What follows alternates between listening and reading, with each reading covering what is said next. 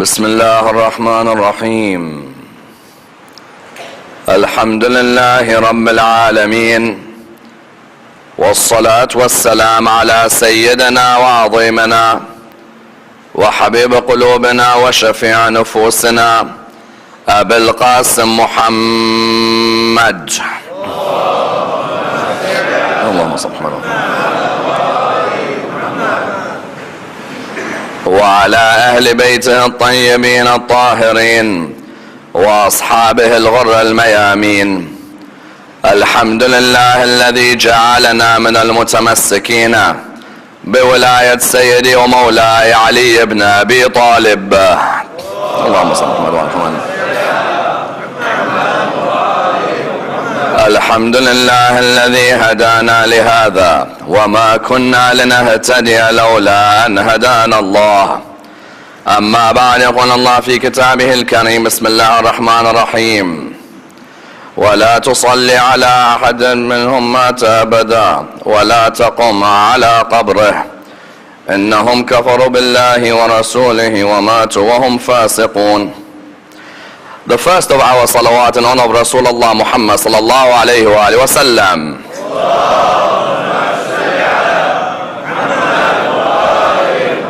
The second in honor of Amir al-Mu'mineen Ali ibn Abi Talib.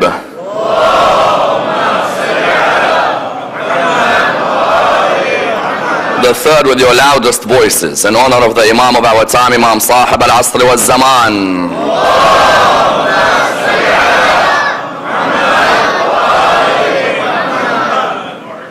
Respected scholars, brothers and sisters, Assalamu alaikum wa rahmatullah wa barakatuh. Jannat al-Baqi' or the Baqi' cemetery occupies a prominent position in Islamic history as being one of the most important cemeteries within the religion of Islam. Indeed, the cemetery houses some of the most famous personalities in the history of the religion. When you look at the list of the names of those who are buried within Jannat al-Baqi', you find that these are personalities who are revered by each and every school within the religion of Islam. Indeed, the imams of some of the most famous schools of the religion of Islam are buried within Jannat al-Baqi'. As we know, Jannat al-Baqi' is the first cemetery in the land of Medina. Indeed, the land of Medina was that land which saw the spread of the religion of Islam, which saw the flourishing of the principles of the religion. The Holy Prophet, peace be upon him, and his family alongside his companions were able to sacrifice everything that they had to ensure that the message of Islam was spread far and wide. And indeed, these companions had to have a place where they were buried, as in any community requires a qabristan or a maqbara or a graveyard, so that the members of the community are buried in that particular area. Therefore, the likes of As'ad bin Zurara or Uthman bin Mad'un or others of the companions of Rasulullah, when they died in Medina, there had to be a graveyard for them. And this particular graveyard was known as the cemetery of Baqi'. Indeed, we know very well there isn't a country in the world today but that they honor their cemeteries. If you were to go from Buenos Aires in Argentina to Brooklyn in America, if you were to go from London to Poland, you'll see that every community in the world today shows a great amount of reverence and respect towards their cemeteries. Because the human being recognizes that the cemetery is to be honored for a number of reasons. Number one, those people who have died may have been some of the most important people of that community. The doctors of the community, the servants of the community, the leaders of the community. A person recognizes that a cemetery may house some of the greatest personalities of that area. Whether you're in Argentina, or you're in New York, or you're in London, or you're in Poland, every community has certain personalities which they honor. Therefore, when a person drives past the cemetery, that person looks at the cemetery and there's a sense of humility that overtakes them. When they walk around a cemetery, there's a sense of respect that overtakes them. They look around them and they recognize that these people who are buried here are people of respect, people of honor, people to be revered. And therefore you find, whether you're a Muslim or a non-Muslim, the first principle that you have is have respect for those who have died. those who have gone back to their Lord, there's a sense of respect for them that I don't go and desecrate their grave. As in, if you go to non-Muslim countries in the world today, you'll find the non-Muslim countries have a crime which is punishable through imprisonment, which is what? If a person goes and desecrates or damages a grave, correct or no? As in today, if there's a grave, there's a tombstone. If I go now and desecrate that tombstone, what will happen to me? I'll be imprisoned. Why? Because there's that sense of human respect to the humans who have died. There's a common respect. I may be Hindu, for example. I may recognize that in Hinduism there is a cremation that may take place, yes? But still the Hindu will recognize when they go past the graveyard of another religion, they'll say, listen, we have respect for your people. They have passed away. You have your way of honoring them. We have our way of honoring them. The Christians will have their graveyards. The Jews will have their graveyards. And each tombstone may be different sizes. As in, there may be a tombstone which is small. And the more important the personality, the greater the tombstone. Correct or no? As in, if you go to certain Christian countries, the more respected the personality, the greater the tombstone. Why? Because that nation recognizes that that personality was a president, for example. That personality was a community leader. That personality was an ambassador. Their tombstone should be erected in a more respectful manner than anyone else. Not to say that everybody else is not important, no. But there's a sense of respect towards the people who are of high honor in the society. That's number one. Number two, the second reason people honor the cemeteries is because they recognize that there is a day when these graves will all open and the people will emerge. Correct or no? As in, how many of you have read Surah 82 of the Quran? Surah Al-Infitar. إِذَا السَّمَاءُ انْفَطَرَتْ وَإِذَا الْكَوَاكِبُ انْتَثَرَتْ وَإِذَا الْبِحَارُ فُجِّرَتْ وَإِذَا الْقُبُورُ بُعْثِرَتْ. Qubur is the plural of qabr, correct? Qabr is the grave. Qubur is the plural. On the day of judgment, Allah subhanahu wa ta'ala says, when the skies are torn, and when the stars fall, and when the seas overboil, and when the qubur are opened up. Because these qubur, ultimately there's going to be a day when we're going to come out of our qabr, correct or no? There's going to be a day where I'm going to emerge in a bodily spiritual resurrection. Therefore, when a person goes near a qabr, they recognize that this qabr will speak on the day of judgment. If I now go and desecrate the qabr or smash the qabr or break the qabr, that day when that person comes out of their grave, the qabr will speak, not just the person. The qabr will say, this person did not respect me. This person did not honor me. They came and they graffitied on me. They came and stood over me. Therefore you found that in a common understanding of humanity, the cemetery is to be revered. And that's why Jannat al-Baqi', every empire up until 1925, whether they were Sunni or they were Shia, up until 1925, every Muslim would respect Jannat al-Baqi'. Why? Because they recognize the Sahaba of Rasulullah are buried here, the family of Rasulullah is buried here. Therefore we should show respect to this graveyard more than any other graveyard. Imagine now in Mombasa, if you have a qabristan, I will respect it, correct? If I go to a qabristan in London, I will respect it. How about the qabristan which houses the grandson of Rasulullah, correct? Therefore you found the Ottoman Empire, more than any other empire, the Ottoman Turkish Empire, they showed a respect for Jannat al-Baqi' like none other. And one of the greatest respects they showed for Jannat al-Baqi' was that they would erect dharihs and they would erect domes over the family of Rasulullah's graves. You see, the issue of Jannat al-Baqi' is not a Shia issue. The issue of Jannat al-Baqi' is an issue that affects every Muslim. When a person discusses the history and development of Jannat al-Baqi', it's not just an issue for the Ja'fari, no. The Ottomans were not Shia, but the Ottomans used to respect Jannat al-Baqi'. Imam al-Hassan used to have his own dharih, and there used to be a dome on top. And then on top, next to him Imam Zayn al-Abidin, next to him Imam al-Baqir, next to him Imam al-Sadiq. All of them used to have not just a grave. The Sunni Ottoman Empire recognized that these people don't just deserve a grave with 2 stones. These people deserve an edifice to be erected, because these people are the highest of our community. They are the members of Al Muhammad salawatullah wa salamu alayhima. Allahumma salli ala Muhammad wa Muhammad. up until 1925, Jannat al-Baqi' was the most respected cemetery in the religion of Islam. Until in 1925 began the destruction of Jannat al-Baqi'. That day which we all remember known as Yawm al-Gham, correct or no? Yawm al-Gham, why do we remember it? We remember it because on 1925 they decided to destroy the graves of the companions of Rasulullah one by one. And they decided, the Saudi royal family with their Wahhabi ideology decided that they will destroy the graves of the family of Rasulullah one by one. No Sunni and no Shia in their life ever envisaged that the companions of Rasulullah or the family of Rasulullah would ever have their graves destroyed. As in now, my father, if I told you that's my father's grave, wouldn't you show respect? How about the father of fathers, Imam al-Hasan alayhi salam, correct? If my mother, for example, that's her grave, you would say a Fatiha, correct? You'd say your mother's passed away, may Allah bless her soul. How about the mother of Rasulullah? If, for example, my auntie passes away, you'd show respect. The aunties of Rasulullah, Atika and Safiya, buried in Jannat al-Baqi'. 1925 was the beginning of the systematic destruction of the heritage of the religion of Islam.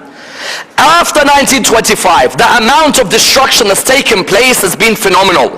And sadly, the only people who are speaking out against this destruction are the followers of Ahlul Bayt and non-Muslims. Imagine, non-Muslims are writing articles in the Guardian, in the Telegraph, talking about the destruction of the heritage of Islam and the Qabristan that is Jannat al-Baqi'. Whereas you find other Muslims sadly are silent, and there are many other Muslims who don't know what's happening in Jannat al-Baqi' and don't know what's going on in Medina and Mecca. You know, recently when they bombed the shrine of Nabi Yunus alayhi salam, correct? ISIS, when they bombed the shrine of Nabi Yunus in Mosul, all of a sudden the Jewish and Christian community began to notice that there is a systematic destruction of the heritage of Islam and Christianity and Judaism. Nabi Yunus is not just my prophet, correct? He is a prophet for Christians, he is a prophet for the Jews. You found therefore that they began destroying Nabi Yunus. They destroyed the grave of Hujr bin Adi in Sham. They destroyed the grave of Ammar bin Yasir in Raqqa. One by one, there's a systematic destruction of mine and your history, mine and your heritage. One by one, there is no house left, no grave left. And you know what's next on the list? The grave of Rasulullah Muhammad sallallahu alayhi wa sallam. The Holy Prophet's grave is next. They've already made the plans that we're going to destroy the grave of Rasulullah, but what have they said politically? We're going to expand the mosque. Yes?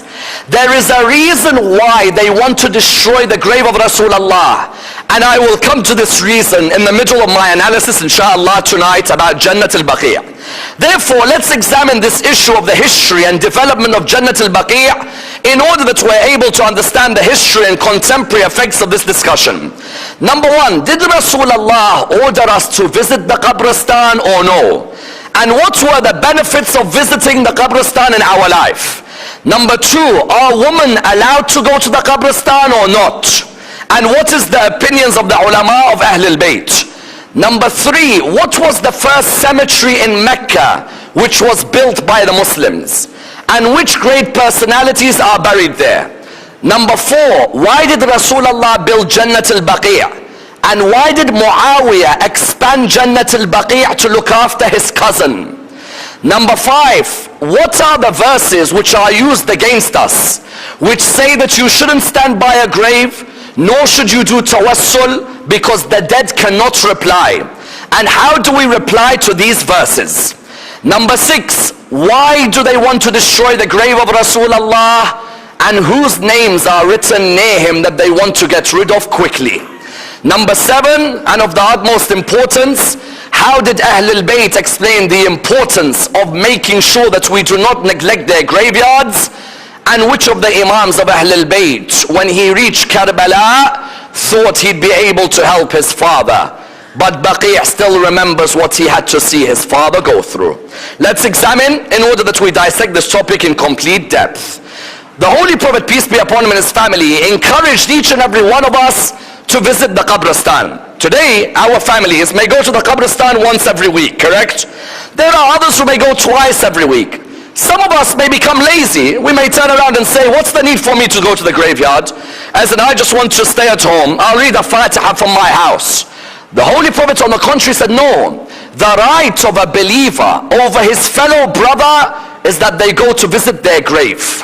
My brother or my sister, in faith or in family, when they've passed away, I should try every once in a while to go near their grave. I shouldn't neglect their grave. The Holy Prophet said the rights of them is not just when they were alive. When they've died, they have a right over you, that you don't neglect their grave. And that the Imams of Ahlul Bayt said, go and sit by their grave. Don't just go and read a Fatiha and go home. Imam al-Rida salawatullah wa salamu alayhi. Allahumma salam alayhi. Imam al-Rida alayhi salam has a lovely hadith. He says, whoever goes to visit the grave of their fellow brother in Islam and sits by the grave and puts his hand on the grave, faces Qibla and recites Surah Al-Qadr 7 times, Allah will protect him from the horrors of the Day of Judgment. Yes? Because we know the horrors of the Day of Judgment none of us want to face, correct or no? When you read the ayahs in the Quran about the Day of Judgment and about what happens to us, none of us want to face these horrors. None of us want to be of those where we find that our faces are full of toil and tiredness, and that we fear what we're going to drink and what we're going to eat. Imam al-Rida says, when you go to the Qabristan, go there, sit by the grave. How many of you have seen people put their hand on the grave, correct or no? Sometimes people ask, why do we put our hand by the grave? The reason is, Imam al-Rida said, put your hand on the grave and 7 times recite Surah Al-Qadr. Face the Kaaba. Allah will prevent you from facing the horrors of the Day of Judgment, no doubt. Why should I go there? Because the benefits are many. The first benefit is what? That I remember that death can affect any of us, whether we are rich or whether we are poor, correct? When you go to the graveyard, you realize, you know what, I don't care how much money I have, I will eventually die like all the rest of these have died. All of us will eventually go where? All of us will eventually go to the graveyard. One day Harun Rashid, Bahlul was dancing around him. Harun Rashid looked at Bahlul. He said, Bahlul, what do you want? He said to him, can you give me the keys to the prisons of Baghdad? He said to him, why? He said, just give me them. I just want to play about with them. Harun Rashid knew Bahlul acts insane. He saw Bahlul running around with the keys. When he saw him run around with the keys, Bahlul then left. An hour later, someone came to Harun Rashid. Maulana? He said, yes. He said, there's a problem. He said, what is it? All the prisoners of Baghdad have been released. He said, what do you mean? He said, I don't know. Someone's opened every prison door and let all the prisoners out. Harun Rashid turned around and he said, are you sure? He said, yes. He said, every prisoner has now been released. The criminal, the thief, all of them. Harun Rashid thought, he said, that must be Bahlul. This Bahlul, what's he done? I've given him the keys. He's gone and released everyone from prison. A few hours later, when Harun Rashid said, where's Bahlul? He said, Bahlul is crying and so on. He said, very well. Harun Rashid turned around and he came towards whom? He came towards Bahlul. When he came towards Bahlul, Harun Rashid was where? He was in the graveyard. He said, Bahlul, come meet me here. When Bahlul came to meet him, Bahlul was there, Harun Rashid was in the graveyard. Harun Rashid looked at him and said, Bahlul, why did you do that? He said, I'm sorry, I shouldn't have done that, please forgive me. He said, why did you do that? I gave you the keys not to release all the prisoners. Bahlul said, how will you forgive me? He said, I'll forgive you if you get all the prisoners caught. He said, very well, let's stay in the graveyard because there's a day when they'll all come here. Eventually, all of us are going to come where? All of us will come to the graveyard. You're rich, you're poor, you have 20 cars or you have no car. You have the biggest house or the smallest. Where are you going to end up? The graveyard.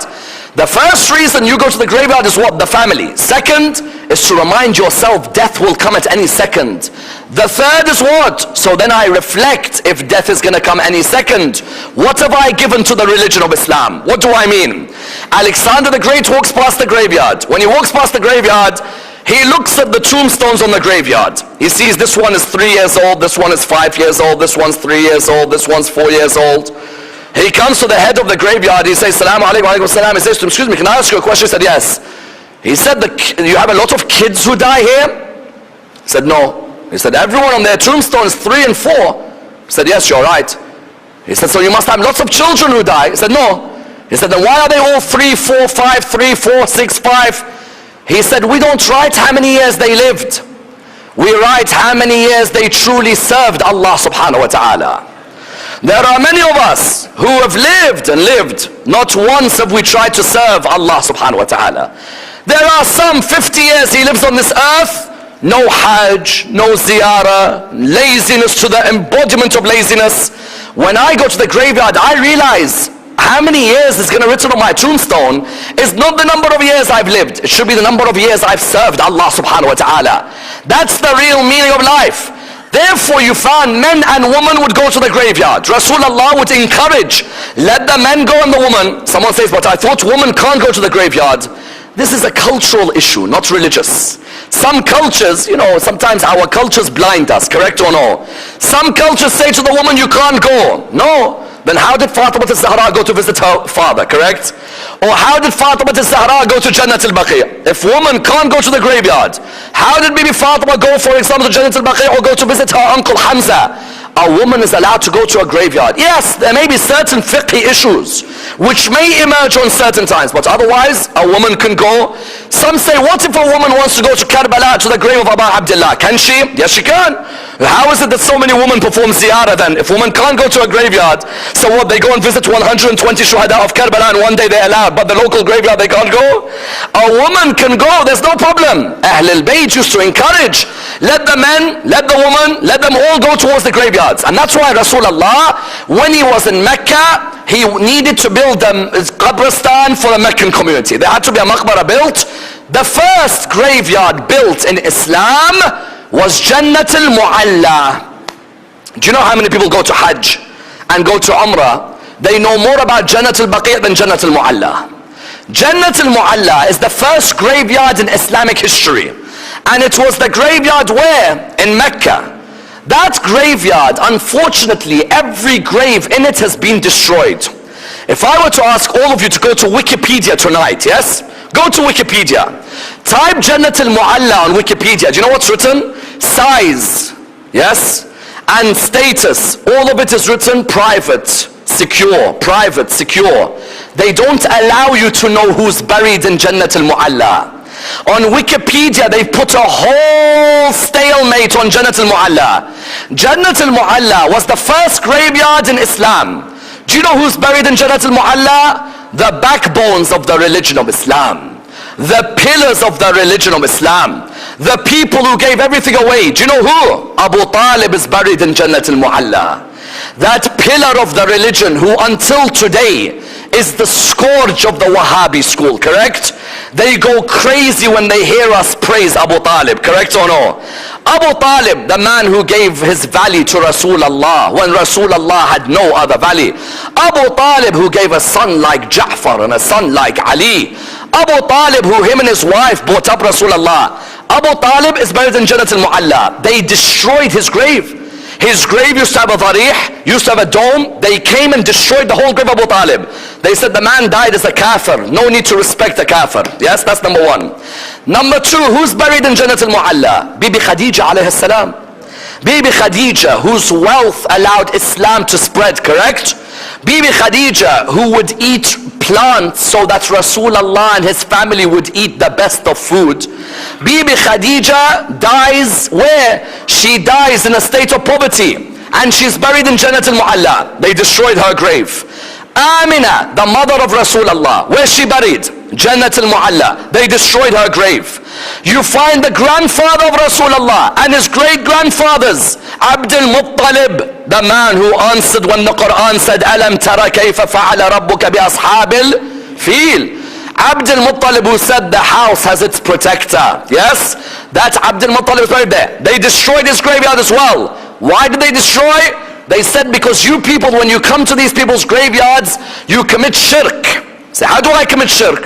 In my ziyarah I say, أشهد أنك قد أقمت الصلاة وآتيت وأمرت ونهيت عن وأطعت الله ورسوله.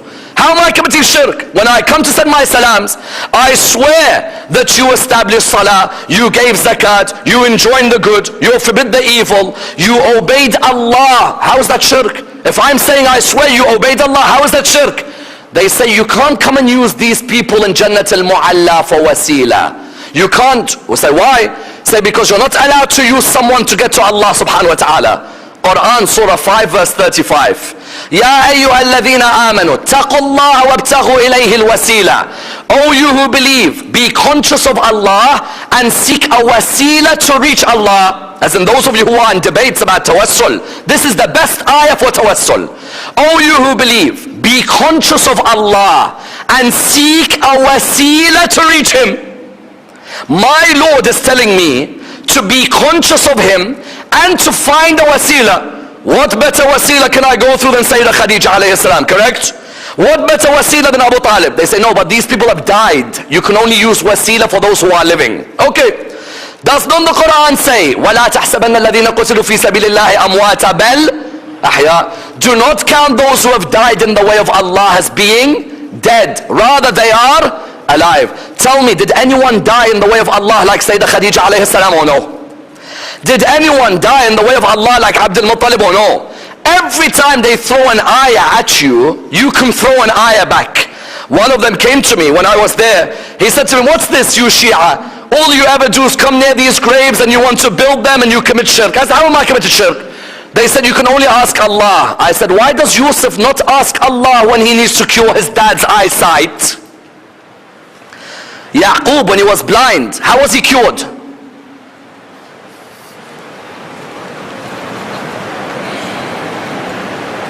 Why didn't Yusuf say, Ya Allah, I'm a prophet, I want to ask you to cure? Why doesn't Yaqub say, Ya Allah, I'm a prophet? Why does Yusuf say, take my shirt and put it on my dad's eyes, his eyesight will come back? If the shirt of a prophet like Yusuf is able to cure the blindness, then I can't rub my shirt on the grave of a prophet like Muhammad sallallahu alayhi wa sallam. Allahumma salli ala Muhammad wa ala. Therefore, it's vital that we use the ayah of wasila. If they tell us, why are you in Jannat al-Mu'alla? Or we use the ayah that the dead are actually alive who die in the way of Allah. Or that we use the example of Nabi Yusuf alayhi salam. And that's why you found that after Jannat al-Mu'alla, when Rasulullah left Mecca, he needed to build a new Qabristan. Which one did he build? When they built Masjid al-Nabawi, he bought the land from Masjid al-Nabawi, the land of it, he bought from 2 orphans. The people there said, Ya Rasulullah, you don't need to buy it off them. We'll be able to scam it for you. Yes? Muslims, nothing changes. Who does it belong to? Orphans. Let the government put it under the table for me, and I'll look after it. Correct? It's always been the same. Rasulullah from day one said, I don't care. Those orphans get their money.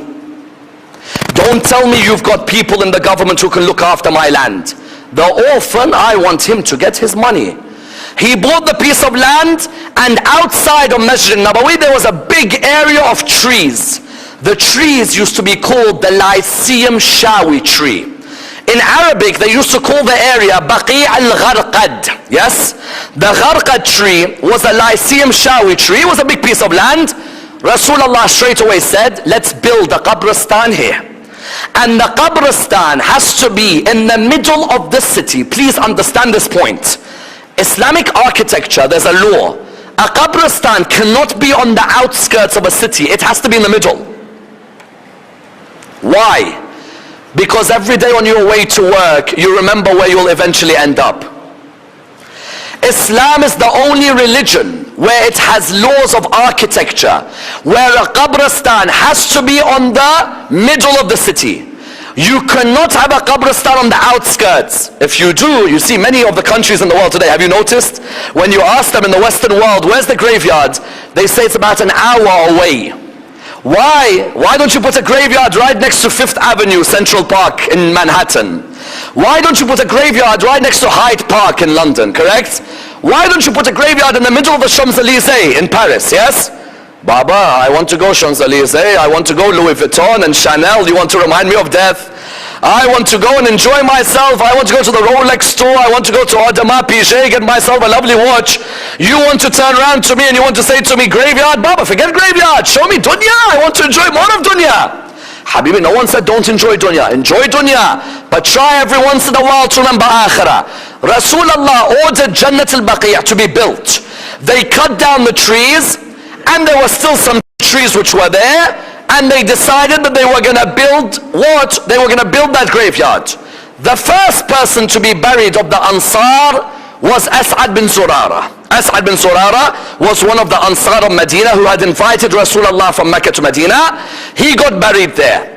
The first of the Muhajirun, Muhajir means someone who left his land to come to another land, was Uthman bin Mad'un. How many of you have heard that Imam Ali ibn Abi Talib has a son called Uthman? Correct or no?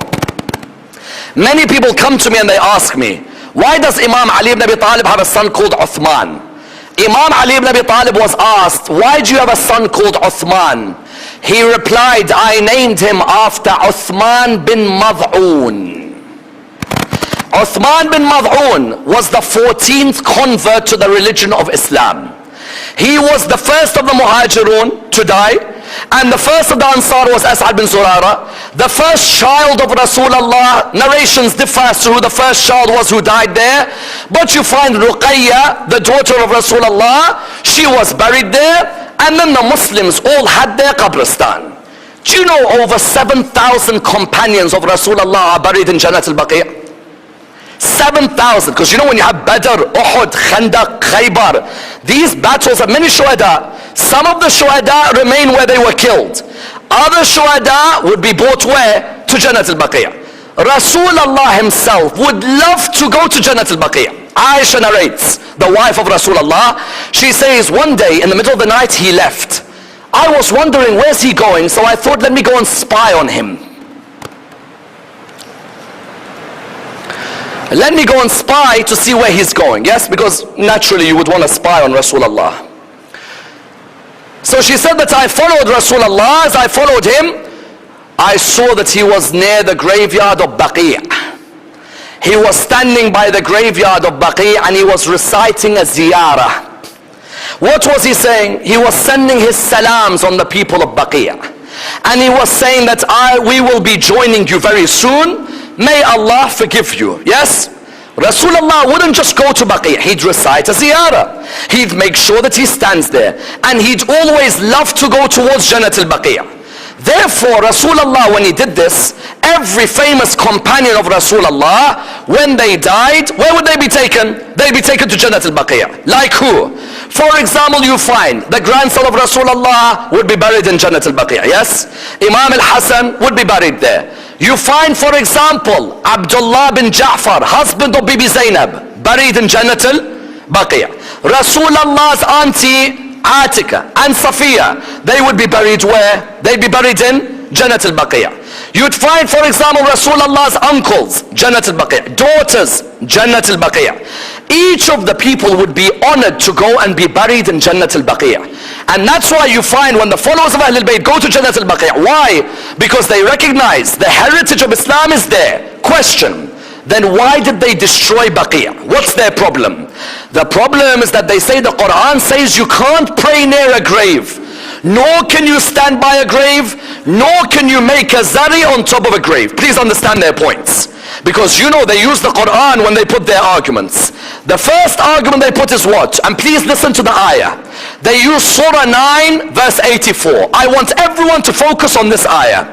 Surah 9 verse 84 is very clear. It begins, وَلَا تُصَلِّ عَلَىٰ أَحَدٍ مِّنْهُمْ مَاتَ أَبَدًا وَلَا تَقُمْ عَلَىٰ قَبْرِهِ. Do not pray next to any of those who have died, and do not stand by their grave.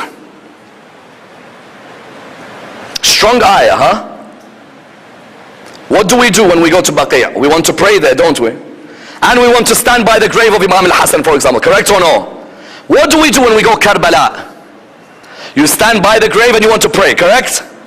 What do we do when we go Kadhmain? We stand by the grave and we want to pray. Quran says no. Quran says وَلَا تُصَلِّ عَلَىٰ أَحَدٍ مِّنْهُمْ مَاتَ أَبَدًا وَلَا تَقُمْ عَلَىٰ قَبْرِهِ. If now you were in Medina for Hajj, someone comes to you, you've gone for Umrah, someone comes to you, they say, excuse me, what are you doing? You say, I'm standing by the grave of Rasulullah, yes? And I'm praying. This is haram. Say, why? Say, Quran. Say, which part of the Quran? Surah 9, verse 84. When they quote you the ayah, how do you reply? This is where the follower of Ahl al-Bayt shows whether he understood Hadith al-Thaqalain or not. Hadith al-Thaqalain said, I leave behind for you Quran and Ahl al-Bayt. Too many of the followers of Ahl al-Bayt held on to Ahl al-Bayt and forgot Quran. Quran said, do not pray on any of those who have died, and do not stand by their grave. I take my son to Karbala, I make him stand next to Abul Fadl's grave, correct? I take my son to Sham, I make him stand next to Bibi Zainab's grave. Quran says no. How do I reply? I say to them, finish the ayah please. It's easy to quote an ayah without finishing it, correct? We Muslims are excellent. Like that person who saw the ayah, Waylun lil Musallin, hell is for those who pray. He said, Baba, I don't pray anymore. It says Waylun lil Musallin. Yeah, but what's the ayah after it? Alladhina hum an salatihim sahun. Those who neglect their salah, hell waits for them. Don't stop at Waylun lil Musallin.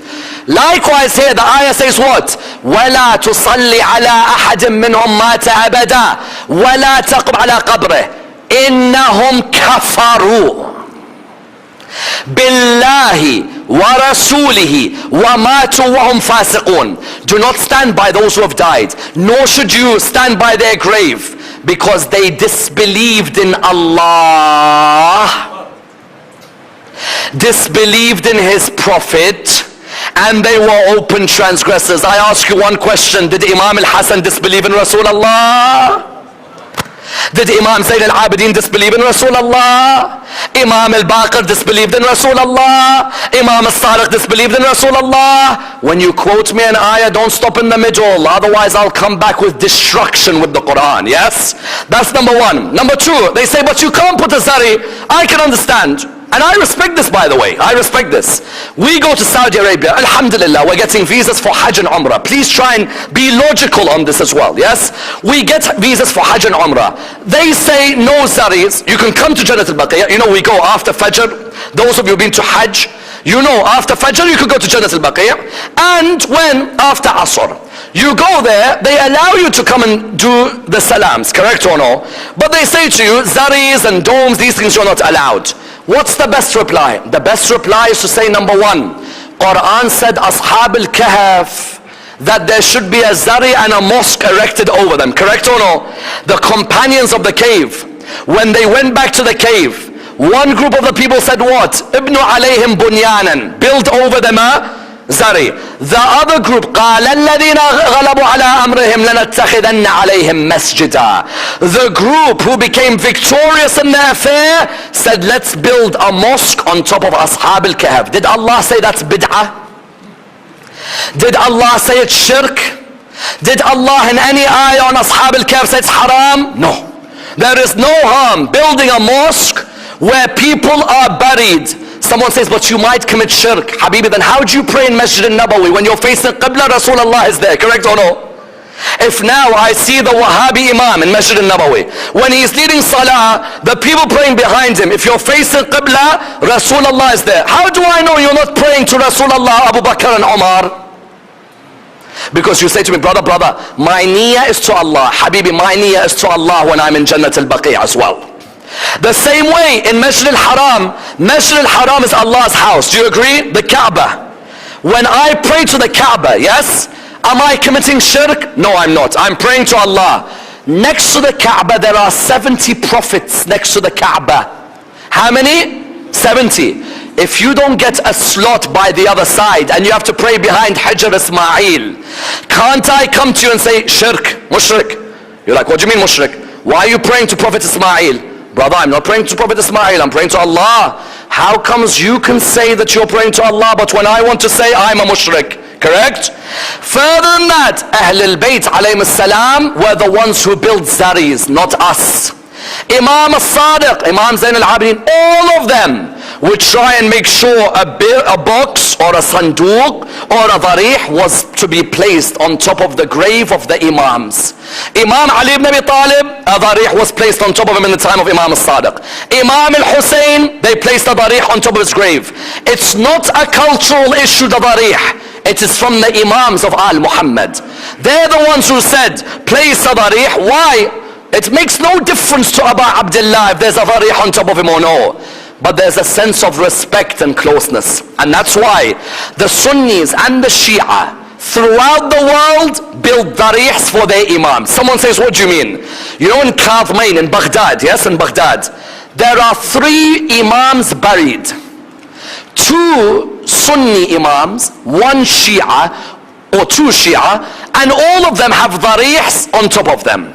How many of you have heard of Abdul Qadir al-Gailani, correct? Abdul Qadir al-Jilani. He is the Sufi Hanbali. He is buried in Baghdad. He has a darih on top of his grave. The Sunni world will go and hold the darih and pray to Allah subhanahu wa ta'ala through the wasila of Abdul Qadir al-Gailani. You find, for example, in Baghdad, you know who's buried in Baghdad as well from the Sunni world? Imam Abu Hanifa.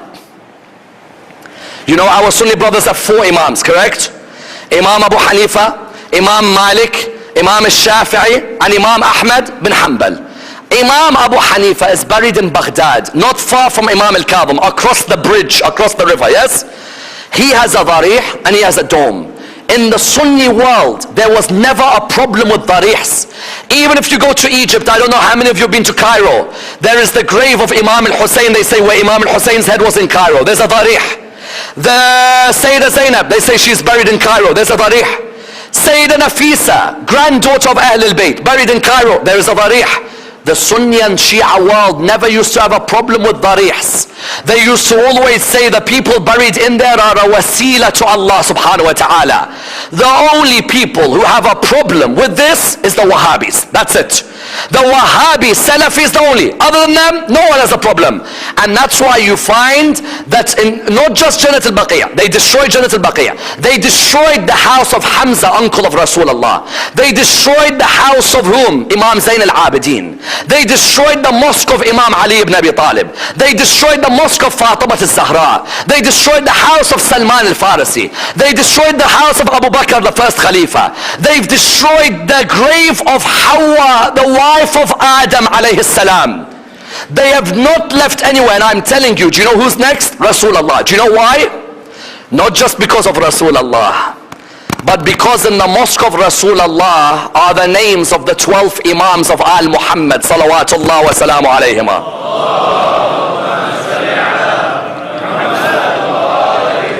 Someone says that's impossible. Go to Medina tomorrow. I will take you. Come with me to Medina. I will show you the 12 Imams' names on the wall, on the ceiling in the mosque of Rasulullah. The Ottomans used to love the Imams and they used to love the Sahaba. So they said, we're going to put all of their names. So you will see Ali ibn Abi Talib, Al-Hassan bin Ali, Al-Hussein. Then there's a gap, there's a few Sahaba. Then after that, Ali ibn Al-Hussein, Muhammad bin Ali, Ja'far ibn Muhammad, Musa ibn Ja'far, Ali ibn Musa.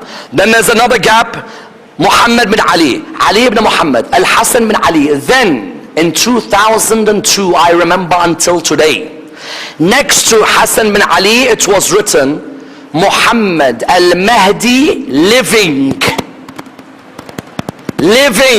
Hay. The first thing they did was rub the Hay and write radiyallahu anh next to him. Doesn't matter, you've named my 12 Imams, I'm very happy. They put the names of the Imams, the Ottomans. They want to destroy Rasulullah's mosque. They say we want to expand. No, they want to delete these 12 names as quick as possible from Medina. Because the moment the people see the order of those 12, they realize who Rasulullah meant when he said there will be 12 khulafa after me. Therefore their next aim is what? Make sure that we destroy the mosque of Rasulullah. And you think they have respect for Abu Bakr and Umar? I guarantee you they don't mind destroying Abu Bakr's grave, Umar's grave, Rasulullah's grave. They'll destroy all of them one by one. To the extent one of their ulama says, my walking stick is of more value to me than Muhammad. My walking stick helps me. Muhammad's a dead body under the ground. And that's why you find the Ahl al-Bayt alayhim salam stressing, make sure you look after your qabristans and make sure you look after where we are buried, correct? Never neglect where we are buried. Come and visit us. Every Imam of Ahl al-Bayt, there's a merit in going to visit them, correct or no?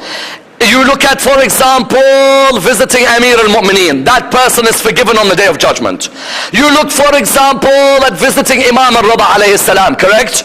Sixth Imam says, whoever visits my grandson in Mashhad, I will hold his hand on Qiyamah and take him to Jannah. Visit Imam al-Rida, Imam al-Sadiq will carry your hand. Visit Amir al-Mu'mineen, you are forgiven on the day of judgment. And to visit, for example, whom? Visiting Aba Abdullah. You find Imam al-Sadiq alayhi salam in his dua, which we mentioned. He says, اغفر لي ولإخواني ولزوار قبر أبي عبد الله. Forgive me, forgive my brothers, and forgive the zuwar of Imam al-Hussein alayhi salam. الذين أنفقوا أموالهم وأشخصوا أبدانهم رغبة في برنا ورجاء لما عندك في وصلتنا. He says those who have spent their wealth and those who have hurt their bodies just so that they can make you happy and get the compensation for their relation with us. فارحم تلك الوجوه التي غيرتها الشمس. Oh Allah, have mercy on those faces burned by the sun. وارحم تلك القلوب التي جزعت واحترقت لنا, and have mercy on those hearts that are anguished and anxious for us. وارحم تلك الصرخة التي كانت لنا, and have mercy for that scream when it comes near our grave. Then he says وارحم تلك الخدود التي تقلب على قبر أبي عبد الله. Ya Allah, have mercy on the cheeks that rub themselves on the grave of Abu Abdullah. Yes, therefore you find Imam al-Sadiq then says اللهم إني استودعك تلك الأنفس وتلك الأبدان حتى ترويهم من الحوض يوم العطش. Ya Allah, those who do ziyarah of the graves of Hussein, I leave them in your hands. You give them water on the day when everyone else is thirsty. Yes, therefore you find ziyarah of each members of Al Muhammad, but especially ziyarah of Jannat al-Baqi'. Do not neglect ziyarah of Jannat al-Baqi'. If you're going to go on a holiday with your children, then take your children with you to Jannat al-Baqi'. Let them see the dhulm of Al Muhammad. If they didn't believe the dhulm against Al Muhammad, then they'll believe when they see the way Al Muhammad's graves have been destroyed. Is it just that a man like Imam al-Hasan dies with no dharih? Is it just that someone like Zayn al-Abidin dies with no dharih? I ask even my Sunni brothers, your Imam Malik, Abu Hanifa's in Baghdad, Imam Malik is in Baqi'. Surely you would want someone to respect Imam Malik. You see, Muawiyah done something very clever. You know what Muawiyah did? Muawiyah expanded Jannat al-Baqi'. Why? Uthman used to be buried with the Jews. When Uthman, the third Khalifa, got killed, they buried him with the Jews. Muawiyah, when he became Khalifa, could not take that his cousin was buried with the Jews. Those of you go to Umrah, have you noticed Jannat al-Baqi' is very big? Wasn't that big, it was half of that. Muawiyah bought the other half so Uthman can be buried with Muslims. But even Uthman, surely my brothers in Ahlul Sunnah, if you revere Uthman, how could you watch his grave be desecrated like this? And that's why you find now Joel Baden at Yale, Candida Moss at Notre Dame. You find, for example, Rabbi Bletch within the University of New York for rabbinical studies. All of them have spoken out that every Muslim, Christian and Jew has to get together to stop the destruction of heritage. Even when that Buddhist statue was destroyed in Afghanistan, that was wrong. What did the Buddha do wrong to me for me to go and destroy his shrine? That area of Binyam, people went, these Taliban went and destroyed that Buddhist. What is that? Nothing to do with Islam. Islam respects the dead. They pass away, their judgment is with Allah subhanahu wa ta'ala, but you respect when you go past.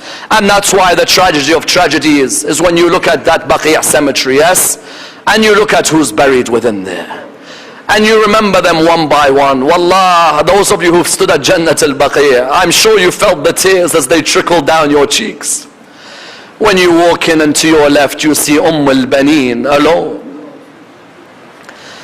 If ever you are in trouble in anything in your life, recite a Fatiha for al-Baneen. Anything. Try it and see.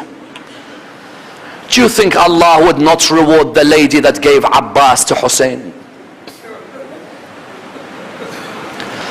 You know, after Abu Abdullah died, she would go to Jannat al-Baqi'. She used to make 5 houses in Baqi'.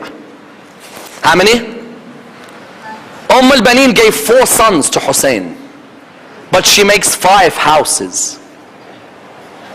Someone came to her and said, why 5? You gave 4 sons in Karbala. She said, is Aba Abdullah not my son? Allah. If ever you have a haja, ask through al-Baneen. I promise you it will be answered. You know what she said when they told her Abbas was killed? If you gave me all the heavens and the earth, and you gave me 70 Abbas, I'd replace all of them to see Hussein's head in peace. They said to al-Baneen, why?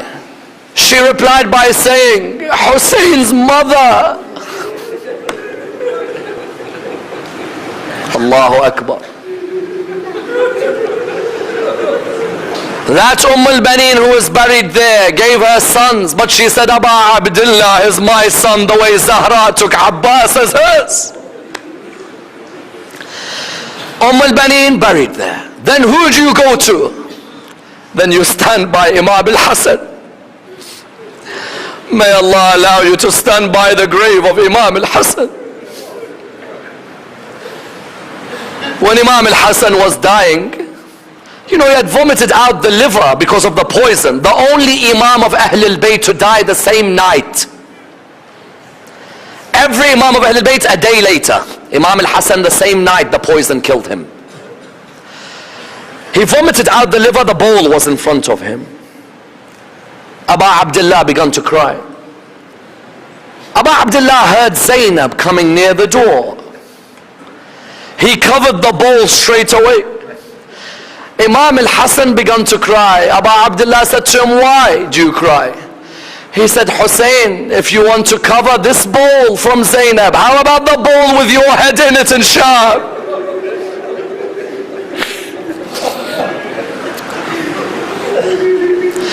But on this the night that we remember the arrival of Karbala, there was one son of Aba Abdullah who arrived to Karbala, yes?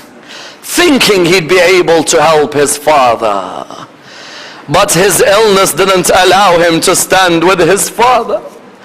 Zayn al-Abidin, buried in Jannat al-Baqi'. After Karbala, for years he had to remember what happened to Aba Abdullah. How I wish I was in Baqi' next to Imam Zayn al-Abidin right now. And that's why Imam Zayn al-Abidin would remember the 10th of Muharram every day in his life. If he went past the graveyard, he would see the man burying the graves, burying the bodies. He would come to him, he'd say to him, oh man, when I die, will you bury my body? The man would reply to him, yes, of course, you are the grandson of Rasulullah. He would reply to the man, my father Aba Abdullah lied for 3 days with no one to bury his holy body. When he would come near a butcher, he would see the butcher. He would see the butcher about to slaughter a sheep. He would come to me and say, oh butcher, may I ask you, do you give water to the sheep before you kill it? He said, yes, O grandson of Rasulullah. Every creation deserves water before it dies. He said to him, oh man, my father died and no one quenched his thirst when he died on the plains of Karbala. May Allah bless all of your tears. And that's why I'm now going to put Imam al-Baqir and Imam Zayn al-Abidin together, yes? Imam al-Baqir narrates, he says, when the poison overtook the body of my father Zayn al-Abidin, he said the poison overtook his body, was in his last moments. He said he was lying on his bed. He said when that poison overtook him, I could see he was in pain. So he said, I came to my father's body, I hugged his chest. Normally when your father is in pain, what would you do? You'd come and hug his chest, correct? He said, I came to hug his chest. He said, as soon as I hugged his chest, my father cried in a way I've never seen him cry. He said, I looked towards him. I said, Father, why do you cry? In a moment you'll see Rasulullah. In a moment you'll see Fatima al-Zahra. In a moment you'll see Imam Amir al-Mu'mineen. In a moment you'll see Imam al-Hasan. In a moment you'll see your father Aba Abdullah. So he looked at him, he said, my father, why do you cry? He said to him, my son Muhammad, I cry because when I am dying, you are on my chest. Whereas, do you know who sat on the chest of my father?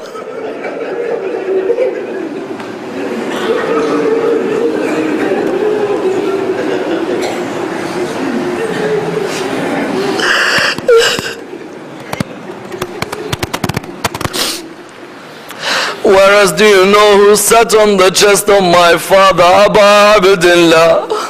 I had to see Shimr sitting on the chest of my father.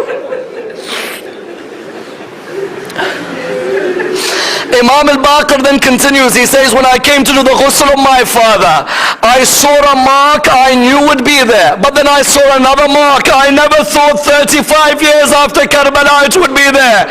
He said the mark that I knew would be there was the mark on the back of my father. From the food he used to carry to the poor in the night, the heavy bruising on his back I knew. But I never thought the chains of Sham would still be on the neck of my father.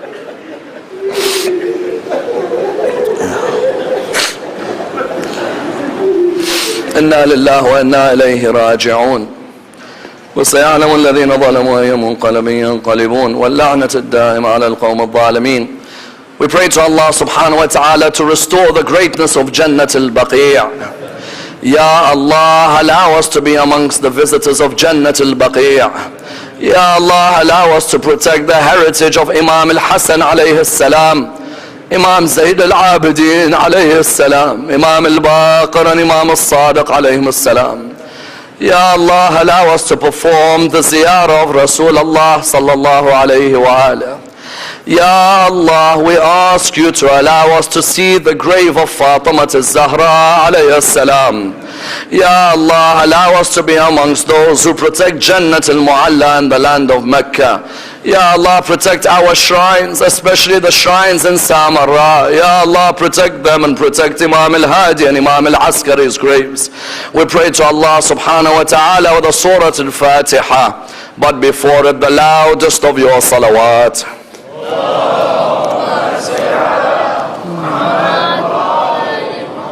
Bismillah.